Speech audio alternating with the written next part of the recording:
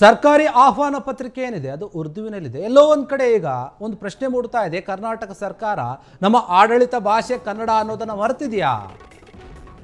ಉರ್ದುವಿನಲ್ಲಿ ಯಾಕೆ ಬಂತು ಸರ್ಕಾರಿಯ ಆಹ್ವಾನ ಪತ್ರಿಕೆ ಅನ್ನುವಂತಹ ಪ್ರಶ್ನೆ ಇದೆ. ಕರ್ನಾಟಕ ಏನಿದೆ, ಕರ್ನಾಟಕದ ಒಂದು ಆಡಳಿತ ಭಾಷೆ ಮರೆತು ಬಿಟ್ಟಿದ್ದಾರೆ ಇವರು ಕನ್ನಡ ಅಂತ.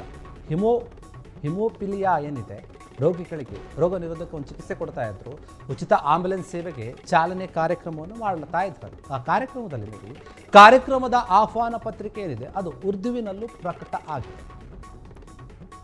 ಇಂದು ಆಯೋಜನೆಗೊಂಡಿರುವಂತಹ ಕಾರ್ಯಕ್ರಮದಲ್ಲಿ ಓಲೈಕೆ ರಾಜಕಾರಣ ಏನಾದರೂ ನಡೀತಾ ಇದೆಯಾ? ಇಂಗ್ಲಿಷ್ ಕನ್ನಡದ ಜೊತೆಗೆ ಉರ್ದು ಆಹ್ವಾನ ಪತ್ರಿಕೆ ಕೂಡ ರೆಡಿ ಮಾಡಿದ್ದಾರೆ. ಪತ್ರಿಕೆ ಪ್ರಕಟಿಸಿದ ಆರೋಗ್ಯ ಮತ್ತು ಕುಟುಂಬ ಕಲ್ಯಾಣ ಇಲಾಖೆ, ಈ ಇಲಾಖೆಯಿಂದ ಬಂದಿರುವಂಥದ್ದು.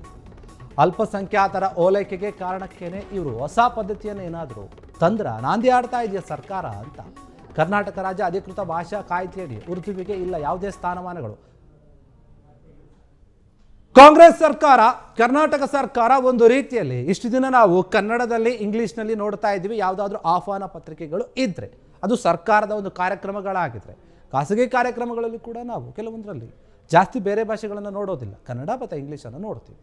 ಇನ್ನು ಅವರವರ ಪ್ರಾಂತ್ಯದವರು ಏನಾದರೂ ಬೇರೆ ಇದ್ರೆ ಅದನ್ನ ಹಾಕ್ಸ್ಕೊಳ್ತಾರೆ. ಆದರೆ ಇಲ್ಲಿ ಸರ್ಕಾರದ ಒಂದು ಕಾರ್ಯಕ್ರಮದಲ್ಲಿ ಉರ್ದು ಭಾಷೆ ಯಾಕೆ ಅನ್ನುವಂತಹ ಪ್ರಶ್ನೆ ಇದೆ. ನಿಜಕ್ಕೂ ಕೂಡ ಕಾಂಗ್ರೆಸ್ ಸರ್ಕಾರ, ಕರ್ನಾಟಕದ ಸರ್ಕಾರ ನಮ್ಮ ಆಡಳಿತ ಭಾಷೆ ಏನಿದೆ ಅದು ಕನ್ನಡ ಅನ್ನೋದನ್ನು ಮರೆತು ಬಿಡ್ತಾ, ಅಥವಾ ಓಲೈಕೆಯ ರಾಜಕಾರಣವನ್ನು ಮಾಡ್ತಾ ಇದ್ದಾರಾ?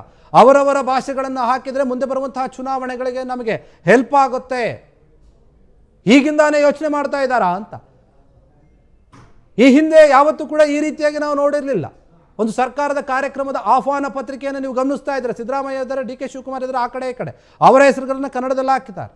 ಆದರೆ ಉಳಿದಿರುವಂತಹ ಎಲ್ಲ ಮ್ಯಾಟ್ರನ್ನು ನೋಡ್ತಾ ಇದ್ರೆ ಉರ್ದುವಿನಲ್ಲಿದೆ. ಅದು ಯಾರಿಗೆ ಗೊತ್ತಾಗುತ್ತೆ? ಇಲ್ಲಿ ಸ್ಪಷ್ಟವಾಗಿ ಅರ್ಥ ಆಗ್ತಾ ಇದೆ, ಒಂದು ಸಮುದಾಯವನ್ನು ಇವರು ತಮ್ಮ ಕಡೆ ಸೆಳಿಬೇಕು, ಅದಕ್ಕೋಸ್ಕರ ಮಾಡ್ತಾ ಇದ್ದಾರೆ. ಹಿಮೋಫಿಲಿಯಾ ರೋಗಿಗಳಿಗೆ ರೋಗ ನಿರೋಧಕ ಚಿಕಿತ್ಸೆಯನ್ನು ಕೊಡ್ತಾ ಇದ್ರು, ಉಚಿತ ಆಂಬ್ಯುಲೆನ್ಸ್ ಸೇವೆಗಾಗಿ ಅದ್ರ ಕಾರ್ಯಕ್ರಮವನ್ನು ಇಟ್ಕೊಂಡಿದ್ದು, ಆ ಕಾರ್ಯಕ್ರಮವನ್ನು ಚಾಲನೆ ಮಾಡಬೇಕಲ್ಲ, ಅದಕ್ಕೋಸ್ಕರ ಆಹ್ವಾನ ಪತ್ರಿಕೆಯನ್ನು ರೆಡಿ ಮಾಡಿದ್ರು. ಅದು ಉರ್ದುವಿನಲ್ಲೂ ಕೂಡ ಇದೆ. ಯಾಕೆ ಈ ರೀತಿಯಾದಂತಹ ಒಂದು ಹೊಸ ವಿಚಾರವನ್ನು ನೀವು ತರ್ತಾ ಇದ್ದೀರಿ, ಹೊಸ ಒಂದು ವಿಚಾರಕ್ಕೆ ನಾಂದಿ ಆಡ್ತಾ ಇದ್ದೀರಿ ಅನ್ನುವಂತಹ ಪ್ರಶ್ನೆ ಮೂಡ್ತಾ ಇದೆ ಈಗ. ಕ್ಷಣ ಕ್ಷಣದ ಸುದ್ದಿಗಳಿಗಾಗಿ ಫ್ರೀಡಂ ಟಿವಿ ಸಬ್ಸ್ಕ್ರೈಬ್ ಮಾಡಿ, ಲೈಕ್ ಮಾಡಿ ಹಾಗೂ ಫಾಲೋ ಮಾಡಿ. ಹೊಸ ಸುದ್ದಿಗಳ ನೋಟಿಫಿಕೇಶನ್ಗಾಗಿ ಬೆಲ್ ಐಕಾನ್ ಮೇಲೆ ಕ್ಲಿಕ್ ಮಾಡಿ.